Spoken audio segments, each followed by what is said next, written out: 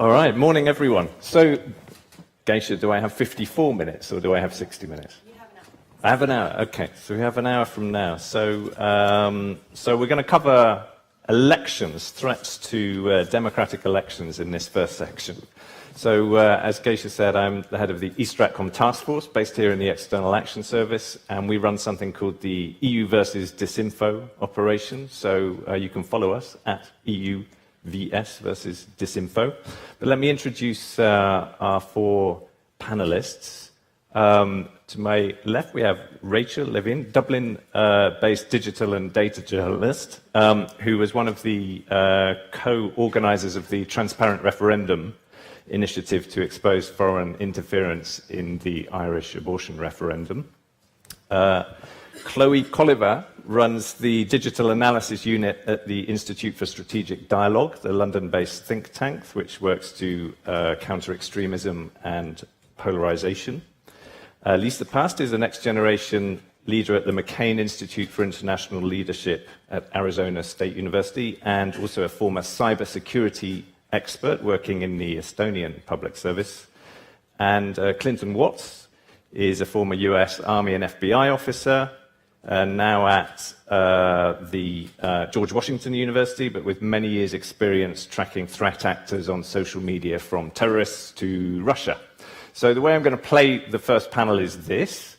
I'm going to invite each panelist to speak for about 5 minutes, and then we'll have a second sort of part of the program where I get more into a kind of free-range discussion where each panelist can come in and pick up anything that they want to explore a bit further. And then at the end, I'll try and pull it together in the last few minutes to try to identify the things we need to think about going forward, the things that haven't been done so far. And even if we don't have the answers, to at least identify what are the questions that we need to think about going forward. There is no Q&A, so for that reason, as Geisha said at the beginning, the way to engage in the conversation is through the hashtag DisinfoWeek. So please keep your phones on and active on Twitter, but silent in terms of not interrupting the conversation. So I think I'll start with Chloe, if I may. And we've had various elections in Europe recently. And Chloe, what can you tell us about malign influence campaigns and how they've manifested themselves in recent elections, and also about what that tells us about the gaps in our response? Thanks very much, Giles.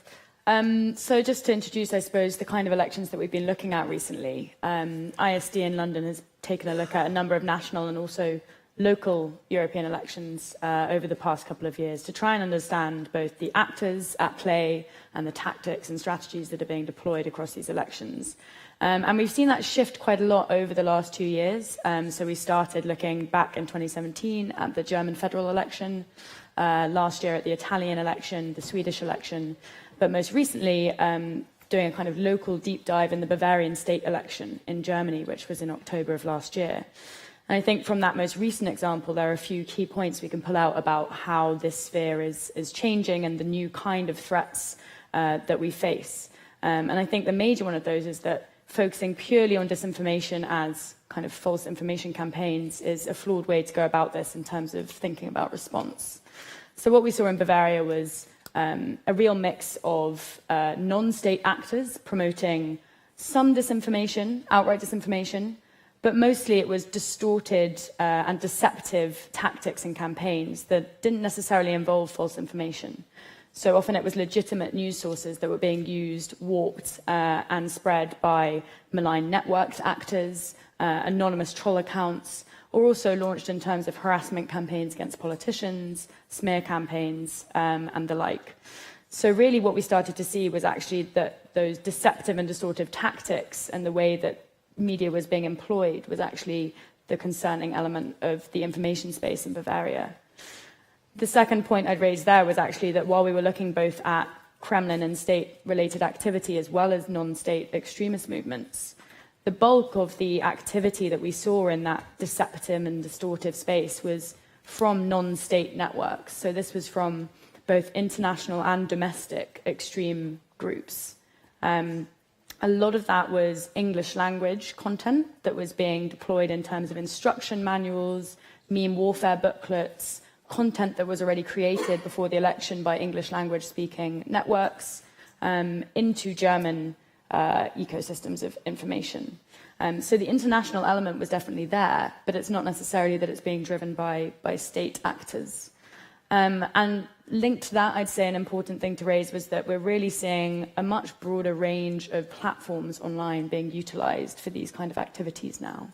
So while obviously Facebook, YouTube, and Twitter are still extremely important hubs for spreading this kind of information and launching these sorts of malign activity, the coordination points and the mobilization platforms used are often fringe and small platforms that we don't usually have the same tools to monitor and identify these kind of campaigns. So we see a lot of this on Discord, the gaming app, for example, 4chan, Gab, the whole range of video hosting platforms that are now used in place of YouTube in many cases. So there's a large kind of policy gap, I think, in responding to some of those other areas where a lot of this is coordinated. So just to speak briefly, I suppose, to the gaps that we saw in terms of our ability to respond well to that, one would be that this isn't really false information that we're seeing deployed at scale. It's often highly sensationalized, heavily biased media, or even legitimate fact-based media that is being warped and misused and spread at scale by networked and coordinated groups of malign actors. And that's a lot more difficult to deal with in terms of a content-based approach. And I think that's what we've seen from policymakers, from technology companies, for the most part so far, is a real focus on identifying the content. Whereas actually a focus on the behaviors behind this might be a much more sustainable way to think about responding, and also mean that we capture that range of actors who are active in these kind of campaigns instead of just focusing on specific groups that we know are already deploying these kind of campaigns. Okay, thank you very much. Let me move to Clinton next. So we've talked a lot about disinformation in the last 2 or 3 years that I've been doing this job. The conversation is stratospherically different, but what are the kind of threats that we're still not talking about? Right. So who here saw a Russian bot this morning before you came to work? In the US, everyone thinks they see Russian bots. I would tell you they're not. The biggest threats moving forward really isn't the Russians, it's us. It's our political campaigns, it's our political leaders, lobbying groups, those that have seen what the Russian playbook does, but have been able to, through finance and technology, really up the game. And so most of what I see now, or I'm worried about, is domestic actors in the US or what would be domestic in the EU. If you look at a couple things in terms of tactics, the Russians don't need to make fake news anymore because our governments and our people make plenty for them to use, depending on what argument they want to advance. If you don't have a population that has a good, agreed upon version of fact and fiction, disinfo from afar is very easy to perpetrate. The other thing I think we need to look at is structural. And so part of the reason why Brexit in the US was so easy to game versus France or Germany or even a lot of the local EU elections is because structurally it's a bipolar contest in the US and the EU. Yes or no, and it's got to be close. Part of the hysteria, I know I can be seen as one of the people who elevated this issue about Russian disinfo, has now become that they are attacking everyone all at once. We need to remember there are probably fewer people in the troll farm than there are in this room right now. So they can't possibly attack or infiltrate or influence every single election. There's some capacity issues. So structurally, it's 2 parts. You know, what is the electoral structure? When you look at Brexit versus US versus France versus Germany, France and Germany weathered it much better because they have a runoff system. And the US, we stupidly run for president every day of the year, right? It's constant. And it comes down to very bipolar events, which are easier to game over time. We also use the Electoral College in the United States, which is really dumb if you want to keep a foreign manipulator out. Now, it was initially put there, by the way, to keep foreign manipulators from influencing the US. It now is our Achilles heel, because there's only 10 states at most that matter, and I can watch any cable news show and get all the polling data I need for every district in the United States. It allows anybody to really infiltrate or influence. So that's what you're seeing with these domestic actors now. Everybody really knows where to target, where to focus, and you see Americans trolling in the Irish vote. You see sort of this landscape shifting back and forth. And I think that really speaks to, if you're worried about Russian disinformation moving forward, there's some things to think about. They do better when they have a Russian-speaking population in the country that they're trying to do disinfo. That's because they don't have to reprogram their propaganda in a different language and gain an audience share. The other thing is, do they actually perpetrate hacking? And are you sure it's the Russians and not your political opponent? That's always the next variable to hack. It's very easy to hire a bot or a hacker on sort of the dark web and employ them against any of your adversaries. And I think the other part to look at, really, in terms of their campaigns, is what is their staffing? If you compare France and Germany, it was very clear they had much better German speakers than they do French speakers. You can always tell in terms of the layers of their troll farm that, they operate at 3 levels. Someone has to write stripped out blog posts. Someone needs to man social media personas, and someone needs to make memes. They put the people with the worst English on the memes, which is why you'll see the really dumb memes that are out there, because they actually can't write blogs. That's why they got meme duty. So there are some tactical things that you can really assess. What is their capacity to go into all of these different countries? This reminds me of the counterterrorism era, because I started off in counterterrorism, where we thought bin Laden controlled the whole world, and it was like going to run over the entire Western democracy. There's really maybe 500. We used to always joke there were 10 times as many counter-terrorists as terrorists. And we're getting into that landscape again, where if we don't really focus down and look at the perpetrators, I call them advanced persistent manipulators. Russia was the first one, and they're good at the art, but they don't have the technology and they don't have the data that's out there to really do this well. Political campaigns, lobbying groups, and even the extremely wealthy are the ones that I'm most worried about now. When you see an extremely wealthy person run for a political campaign and have issues in line with Russia, watch out. You've now got a team of 3 actors that are going to work together to advance their influence together. So when I think we think about disinfo, if we can keep it a little bit wider, I like the social media platforms focusing on the methods. I like governments focusing on the actors, and the two coordinating between each other. And I think they've done, a pretty good job. So I'm hoping moving forward we can kind of reorient the spectrum, because it's moving way faster than we are in terms of our counters. Yeah, thank you. Liisa, Estonia has just had parliamentary elections, so... Incredibly boring parliamentary elections. Don't say that. The campaign. You have to make them exciting for us, please. So tell us, what did you see, and are there any lessons for us as we start thinking about our own European elections in the spring? Sure, thank you. And I couldn't have had a better introduction and setup than the one by both Ambassador Fried a few minutes ago and by Clint right now. When things get tough, we do laugh, but an Estonian laugh tends to be internal. So you wouldn't know unless you're a highly seasoned diplomat. But more importantly, we get really busy.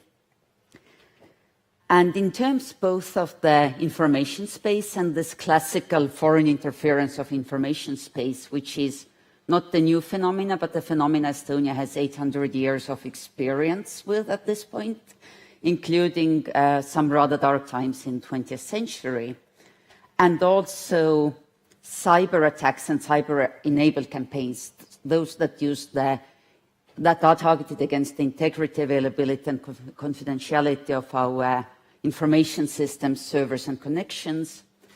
It was rather boring. And there was nothing beyond the background noise in terms of cyberspace of knocking on doors and trying windows to see if anything was open.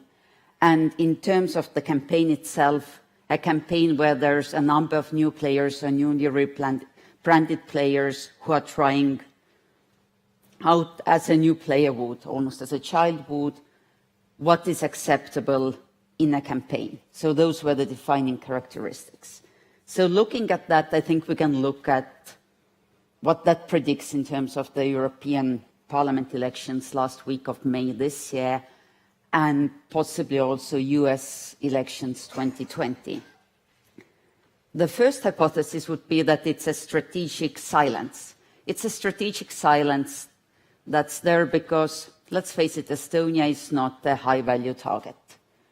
The attacks of 2014 on Ukraine and 2016 elections in France and the US clearly show that the adversary is after a low-cost, high-value target.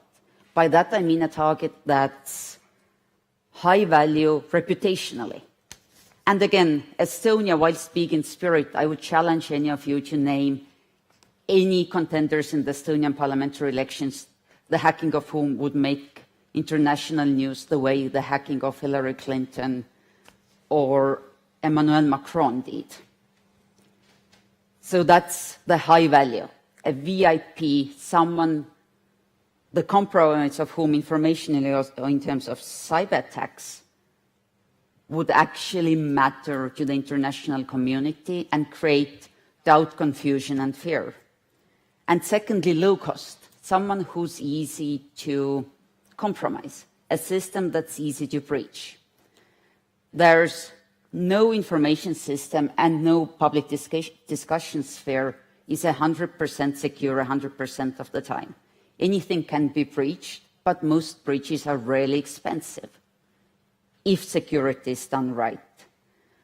And because the very fundamental functioning of elections tends to have a pretty good set of procedures to make sure that they're free, fair, and open, we've not really seen attacks against the fundamental functioning of elections. So the way we vote, the way voter rolls are put together, but rather on these auxiliary players, such as parties and candidates, whose both IT and communications can be rather esoteric at the best of times.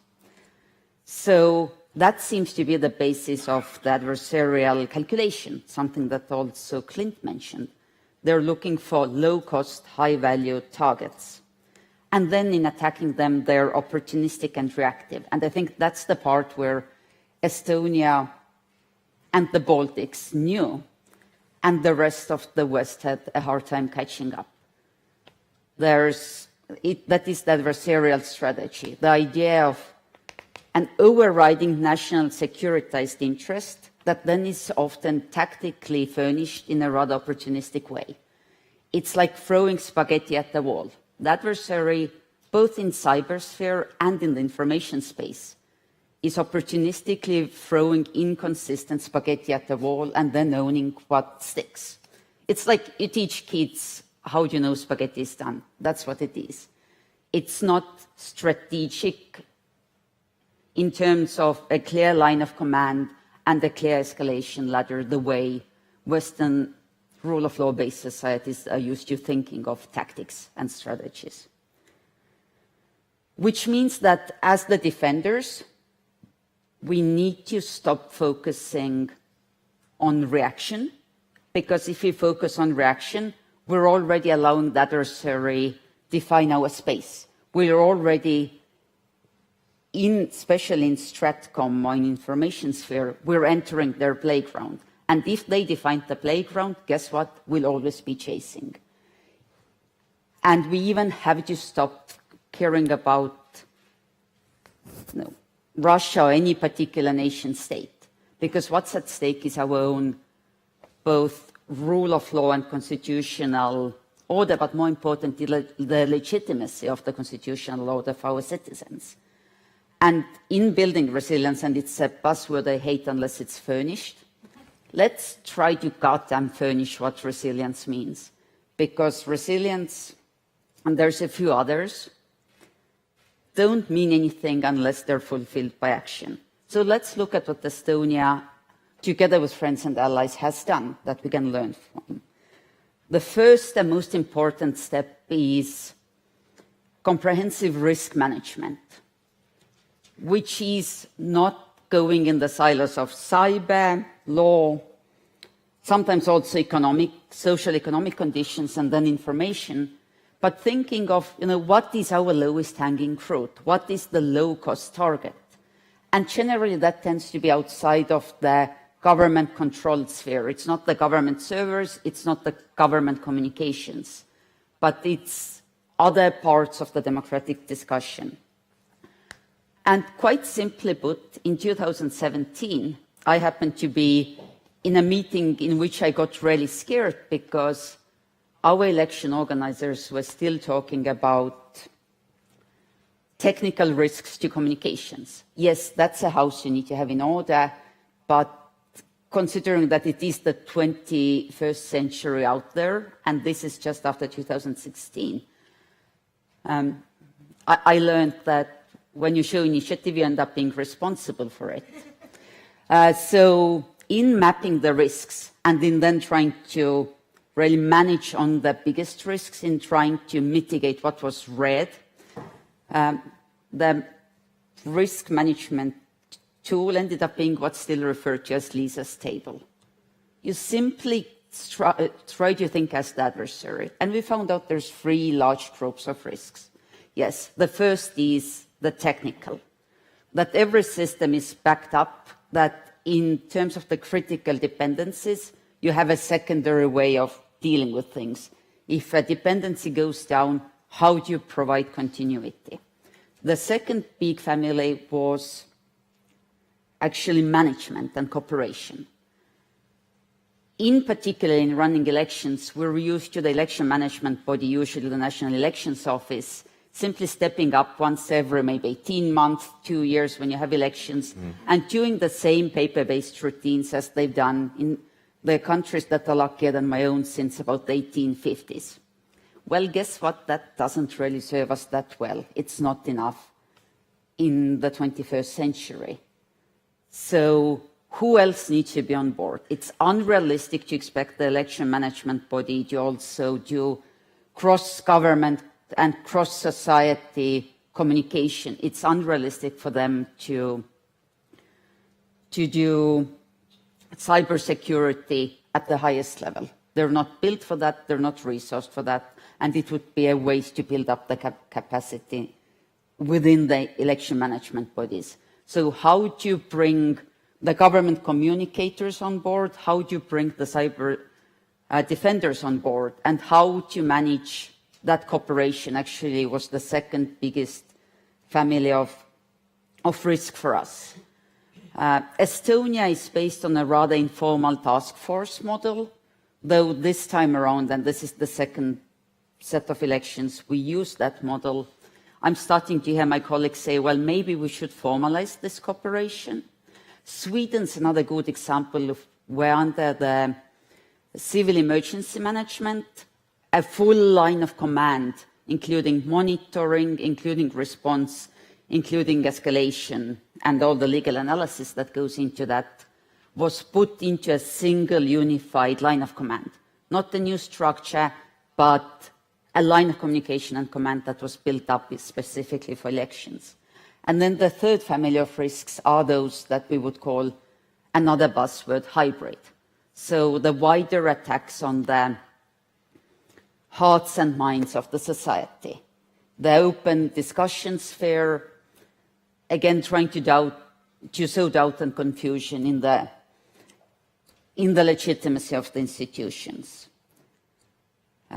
For us, that work led to what now has de facto become European Union policy on the technical cybersecurity of electoral elections, the European Union Compendium on cybersecurity of election technology. A work that goes through the life cycle, something I highly recommend as bedtime reading, since I did spend many late nights editing it, and that only would offer parity. But it does go through the life cycle of elections and looks at risks, technical risks still, in a comprehensive manner. What are the systems that we need to secure ourselves? What do others in government need to secure? And how do you go about it?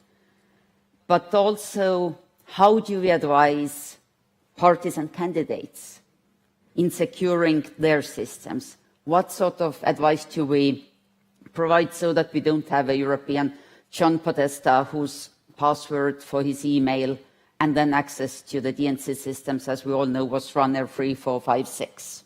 That's how the DNC hack happened. So no one is alone, and that also has to be true amongst friends and allies across EU and NATO. And that's tricky, because elections are fundamentally a question of national sovereignty. No country, however democratic and well-run, should get to tell another country how to run their elections.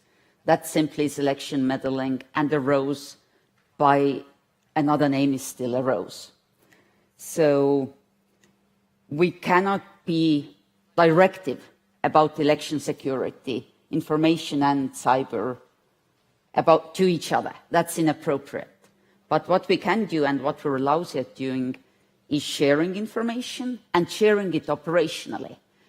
If the European Union, by the last week of May, does not have a system in place where both strategic communicators and cyber defenders can call each other and say, hey, listen, I'm seeing this, are you seeing this as well? It looks really funny to me. Or we saw this series of attacks and this is how we defend it. Mm-hmm. We'll see the same mistakes being made 27, possibly 28 times over again in the space of about 5 days. And that's a really expensive learning curve. So back to Estonia. This is about furnishing resilience. This isn't about Russia. Russia is Russia is Russia. Also North Korea will be North Korea, and Iran will be Iran, and China and Huawei will be China and Huawei. We understand their interests, and we understand that they will be fearless in pursuing those interests. So ourselves, we need to keep our technical systems in order. In terms of classical cybersecurity, we need to manage risks comprehensively and talk to the parties involved, make sure that everyone's on the same page. In the information sphere, what Clint talked about really means making sure that people in your society and across Europe and NATO know who's whispering in their ear. You don't have to agree with what they're saying, but you have to know whose the voice is and whose voice it is genuinely. And then it comes down to things that really are easy to do politically, right? Critical thinking, making sure that your audience knows how to ask why. No, this looks funny in the news. Why is it there? But more importantly, if I wholeheartedly agree with something, does that make it right, or should I still go back and check it? Classical journalism, making sure that the most expensive part of media, investigative journalism, is resourced and is happening, fact-checking is happening, and therefore we're creating an open discussion space. And that's the only way not to be reactive and not to try to fight in a sphere that someone else has defined. Great. Thank you very much. And Rachel, as I mentioned, you were involved in the Transparent referendum initiative. So what can you tell us about what you saw there in terms of malign foreign interference and lessons that we can learn from that? Yeah, well, I feel like listening to my colleagues on the panel, the Irish abortion referendum was relatively vanilla. Like, we weren't necessarily a high-value target for Russian interference, nor were we seeing any major security breaches like hacks that we're aware of. But it was an interesting, touching on Clint's point about it's not really about the Russian bogeyman attacking your country. It's about people in your country and abroad interested in the issues of your country taking the Russian playbook and applying it. So with the referendum in Ireland, incredibly emotional issue about abortion after the whole, Catholic Ireland moving to a more liberal secular order. Internally, we were dreading coming up to the referendum last year. It was very painful for everyone involved, very emotional, very high stakes, etc. So we're very inward-looking, small peripheral island, not expecting this massive international attention it got. And it got international attention for two reasons. Because basically, we were a petri dish for once after Cambridge Analytica and Brexit and Russian interference in America, this growing awareness had kind of just hit, and we were perhaps one of the first major democratic events after that. So we had groups that were interested in the pro-life, pro-choice argument globally take Ireland and try and get their way in the Irish referendum and interfere. So they're not necessarily malign in that sense, but they were interested in the issue and they wanted their side to win. And then you had the rest of the world looking at us saying, okay, well, how are you going to tackle misinformation in Ireland? Like, you have to figure it out. There's not enough time to pass regulation. There's no models on how to do this. And your referendum that is, very high stakes for your country. If it didn't pass, there would be another one for 20 years. It was very serious internally for us. How are we going to solve that? So, yeah, we didn't really see malicious actors in the sense of like people trying to destroy democracy, but we saw us become a global battlefield for the pro-life, pro-choice argument. So we had a lot of foreign interference from America, perhaps on the pro-life side, and then from Europe on the pro-choice side, trying to use Ireland to prove a point. And we didn't want that. We were very angry about it amongst citizen groups, but we had no model to challenge it. So what we did was we set up a civic initiative to tackle it. Now, what we were seeing, so we had basically academics, journalists, political scientists set up the Transparent Referendum Initiative. And in the absence of any tech initiatives to stop disinformation and foreign interference in the campaign, and any government regulation to stop it, we ended up basically picking micro-targeting on Facebook, using dark ads as our model to expose different campaigns that were happening. Now, this was 600 volunteers who added the Who Targets Me extension to their Chrome browser, collected their ads and put them into a database. We collected only 1,000 ads over the course of 7 weeks. Now, we had some major successes. Each ad, we found out which group, what country it was coming from. And from there, you could kind of follow the breadcrumbs. We got journalists across news organizations to collaborate, which is like, it's a very small competitive market. That never happens. I'm a bit of a hippie. I love a bit of collaborative journalism, but it never happens. But because the wave of disinformation and other groups coming in was so large, we needed to collaborate in the time frame that we had in order to get the story out. So we got all the major news networks to collaborate off this data set. And again, just 1,000 ads, but you ended up with a stream of content exposing the campaigns that were happening, reflecting on the campaign tactics that were being used, and that kind of inoculated the public and immunized them against the threat. They began to understand that Facebook and Twitter cannot be trusted, and it had a backfiring effect on the campaigns that were using those tactics as we exposed them. So the more they used negative, dirty tactics and were exposed, the more it kind of negatively impacted their campaigns. So that exposure was key. But at the end of the day, after 7 weeks and after the abortion referendum and that media coverage, I mean, Ireland still voted overwhelmingly in favour of liberalising abortion laws. It's a small country. The battle was fought mostly on the ground. There's a lot of knocking on doors, and 43% of people said that the stories of women was what won that vote. So we don't know if our initiative, it had major successes. It was a civic initiative. But we're not saying that is the solution and that solved everything. Because as I said, it was only 1,000 ads we were monitoring. What we wanted to see was more action from the tech companies and more action from government groups. Now, the reason we think some government groups are not acting on this and not regulating it, at the time at least, was A, ignorance about tech works, like profound ignorance. Like if you look at Mark Zuckerberg talking to US Congress and Capitol Hill, like they just don't know the questions to ask. They just don't understand it. And tech loves this.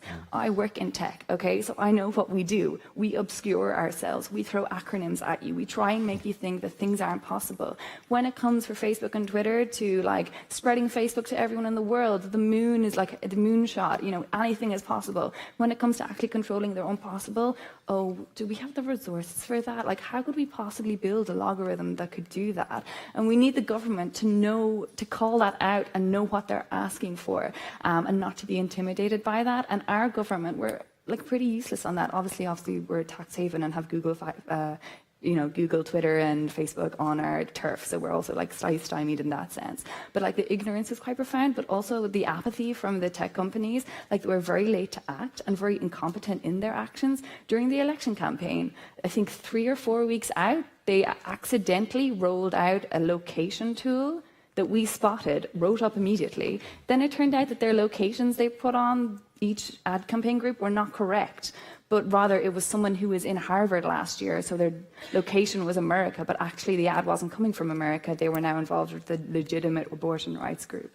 So things like that were very frustrating. But what I will say is that the dirty tactics we did see amongst our own groups and the pro-life groups was you would have, say, you had the clean campaign groups operating within Irish electoral law. So basically, we're very tight on traditional law, basically no foreign interference, no TV or radio ads. Anyone who spends over €100 must be registered with the standards in basically the Electoral Commission, and that is then monitored. And then obviously anything around disinformation, we have really high defamatory laws. So all of those things will be closely monitored on a national level in traditional media. When it came to online, complete Wild West. So basically, the two main campaign groups, the yes and no, so yes to pro-choice, no to pro-life, it was pro-life, were playing it clean, operating within normal standards. But then you had splinter groups. So on the no side particular, we noticed they set up a load of like pro-life, various groups' names, sometimes posting the same content, sometimes all coming from the same place, and they looked like they were mimicking grassroots. So there's a word for that, I can't quite, astroturfing. So astroturfing the campaign the whole way through, and then they were spending gross amounts of money on ads targeting people and making it look like a grassroots campaign. How do you crack down on that and then not stop the actual grassroots organisation that we saw a lot of on the yes side? So basically the yes side had a proliferation of local groups, and they would put out ads from these local county by county groups asking people to go and canvass and go and canvass people in real life. And that was a really positive thing that actually helped them win the campaign. So you had like this genuine grassroots, and then you had the astroturfing. We also had a lot of foreign interference as well, which technically under our traditional laws is illegal, but there was just no monitoring of it, no way to stymie it online. So there was just, we had to mount a civic response in the absence of tech action and government regulation. But at the end of the day, we really shouldn't have to. And if it wasn't for the work of 20 journalists, 10 academics, and a few political scientists, the damage that would have been done during that referendum would have been a lot more. So, the question then is what to do next, which we're going to ask. Yeah, no, thank you very much. So, I mean, some of the headlines I take from that, this point that actually disinformation is not always obviously disinformation. We should be thinking more about deception and distortion. That actually the challenge we're facing externally has a very varied capacity, and that we need to focus on which battles are most important. That their aim is low-cost, high-value targets, that it's much more opportunistic and reactive than necessarily always strategic, and that the key is therefore building our own resilience.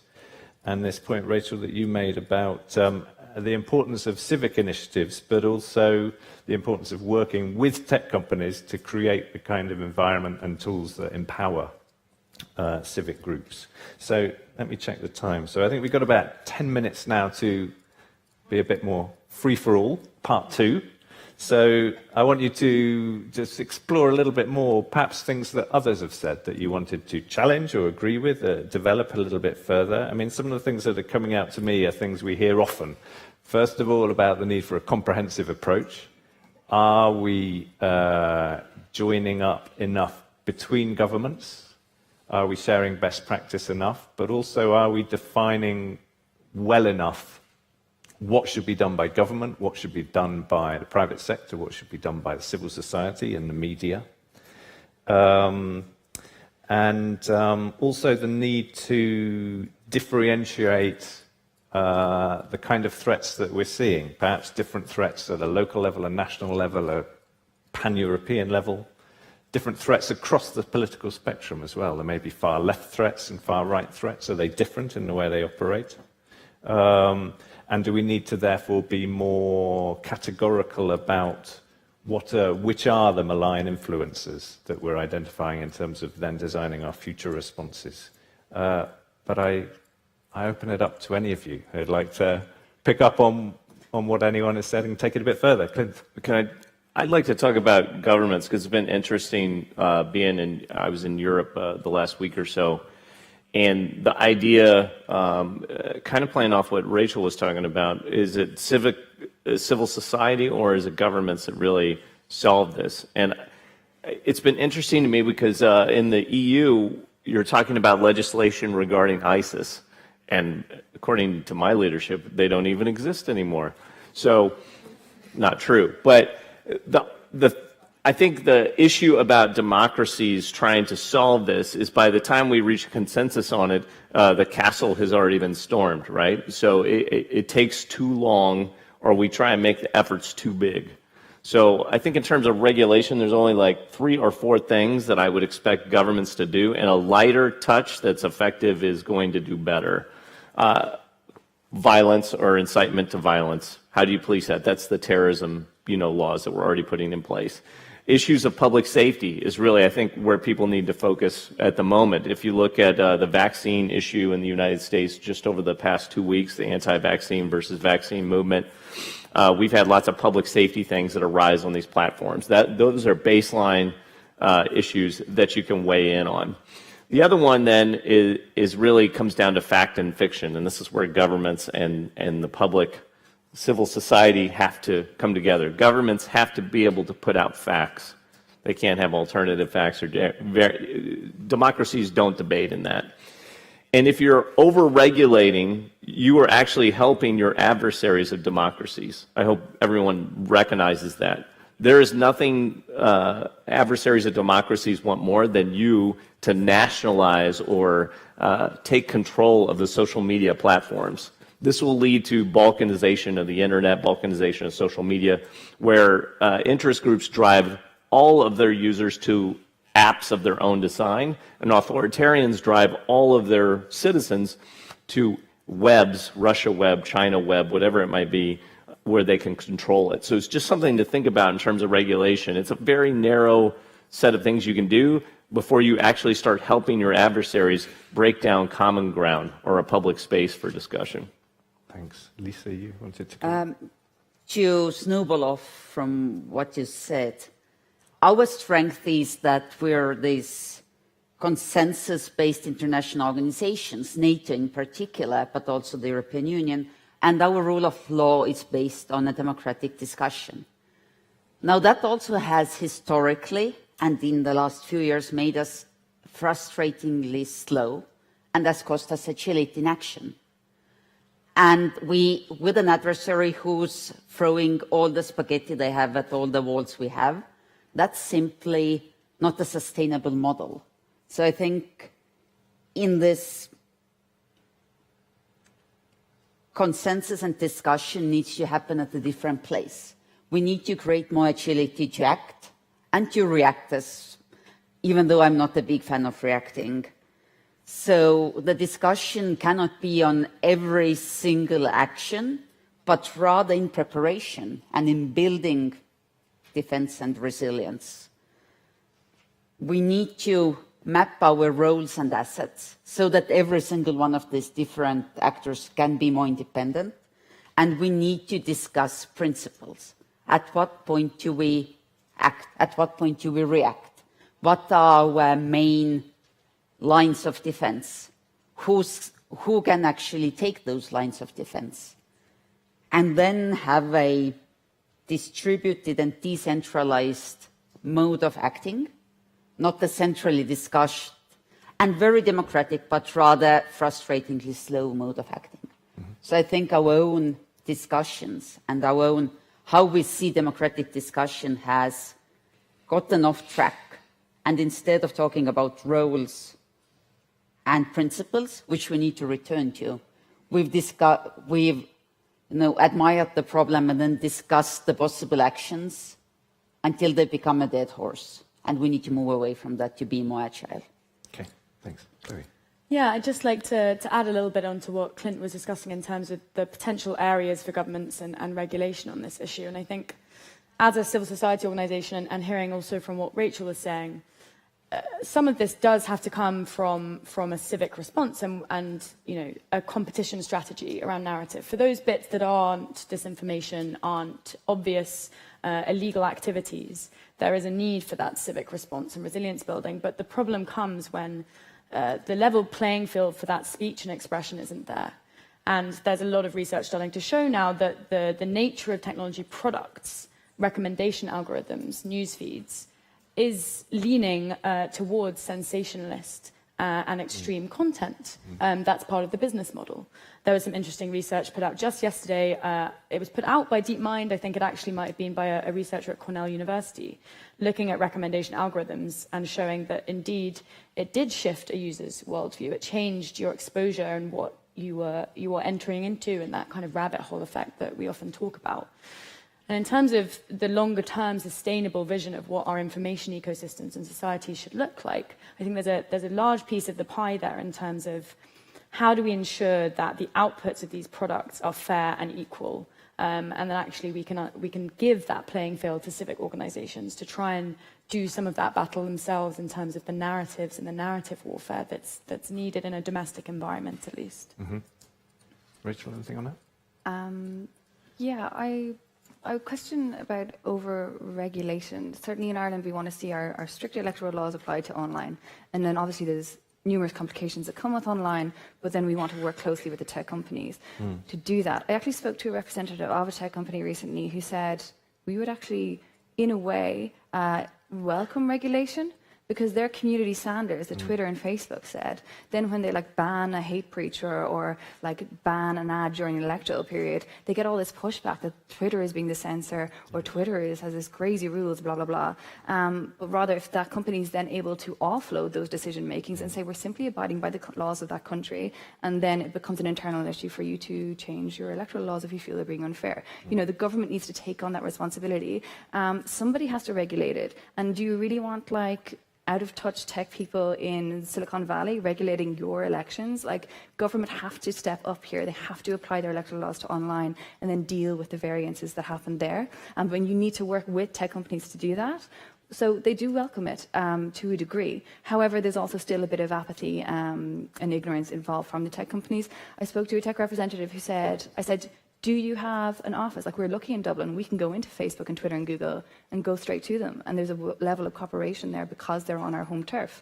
But if you're from any other country, do you have a phone number for Facebook? Like, who do you contact if you're a Northern Civic Society group and you want to raise an issue? Like, I think they should have a presence in the countries that they operate in. Maybe that's a bit controversial. Obviously, it depends on the resources. But the idea, I spoke to them and said, oh, well, we have people who speak 30 languages in our double office operating out for the rest of the world, and they can pick up the things that are, you know, the misinformation, et cetera, et cetera. And I just really profoundly disagree with that. Like, there's no way at the pace elections run with scandals and internal jokes and the memification of elections, et cetera, that they could know every nuance of an election and pick up on misinformation and smear campaigns and things like that. So I think, like, you should be lobbying to have a presence in your company, or at least a direct link that you can work with throughout the government process, that your electoral commission can go straight to Facebook, Twitter and whoever else to stop the spread of dirty tactics during campaigns that are outside your electoral law. Yeah, and I think if I could just add to that a bit in terms of how we need to be framing that regulation process. I think there's some potentially slightly worrying models. I mean, the French government at the moment has had a task force with Facebook particularly to develop co-regulation on this because they're welcoming smart regulation.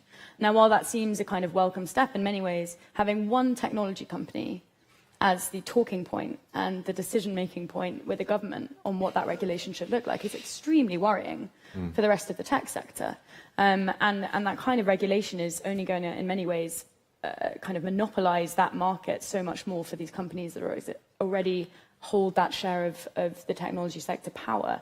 You know, smaller tech companies who want to be willing to work with governments to try and remove the most egregious content, but don't really have the resource, aren't going to be able to cope with that level of regulation, whereas your Facebooks and YouTubes will. So I think that's part of the reason they're now welcoming what they're calling smart regulation. So I think we have to be very careful that governments are designing that and developing it in a way that does consider the wider ecosystem of the technology sector that is involved in these kind of issues.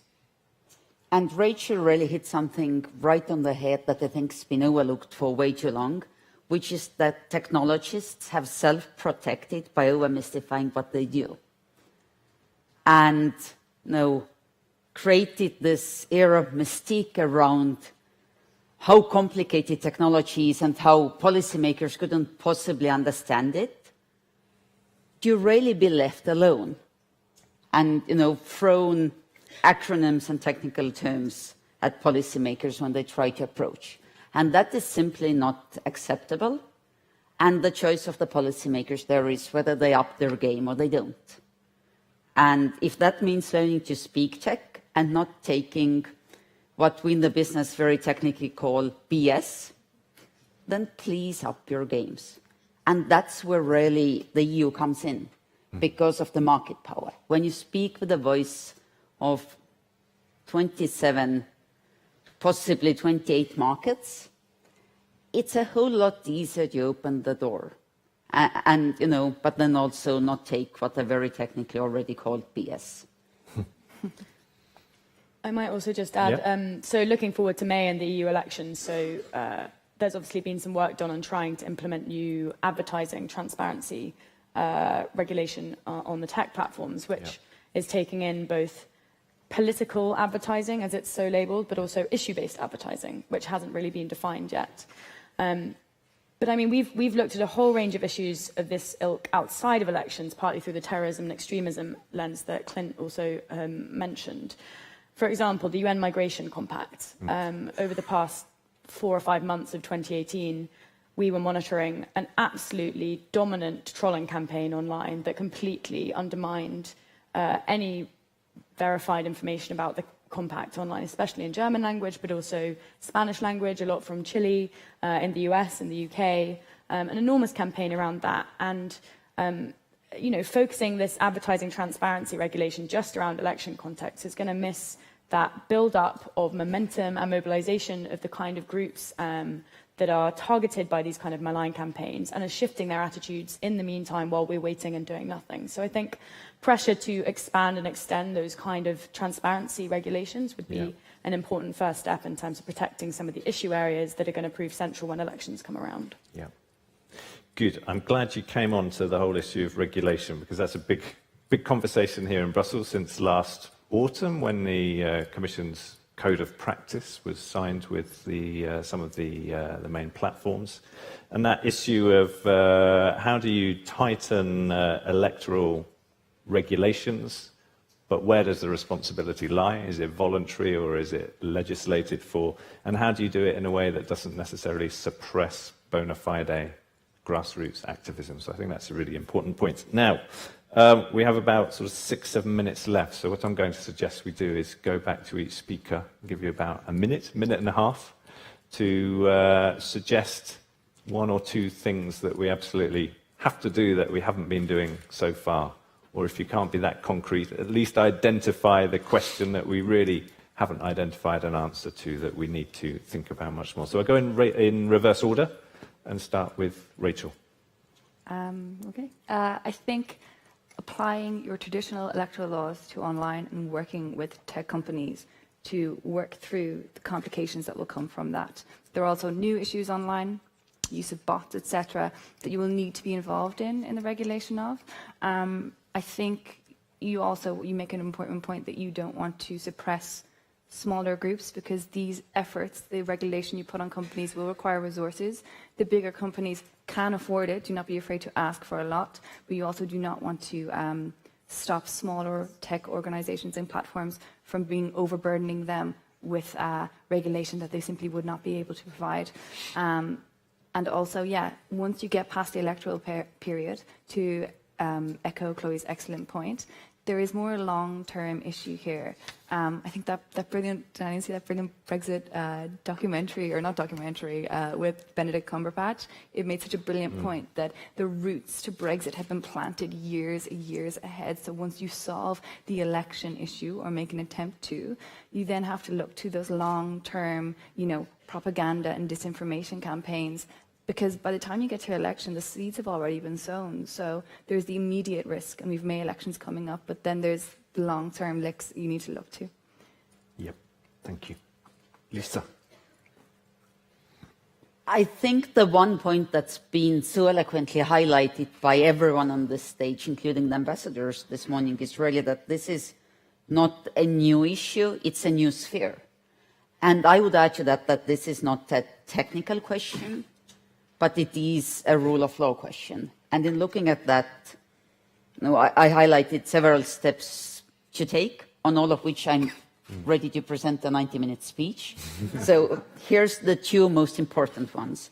First of all, operational information exchange in the lead up and during the active phase of the EU elections. That's not mystified, that's not done in silos, and that doesn't actually kill the actionable value of information by putting a stamp on it.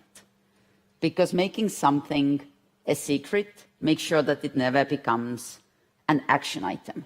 Yeah. Let's not do that, but building an actual, taking advantage of the already existing networks, such as the network of the CERTs, the C-CERTs network, to make sure that we can, I'll be in the United States, that the European actors can talk to each other directly and not make the same mistake 27 or 28 times over, and use what we have, use the networks we already have in place, and not cry for misinfo regulation or election regulation. But remember, within the last year, we've had the Network Information Security Directive that protects critical information assets implemented, and we've had the General Data Protection Regulation that protects privacy implemented.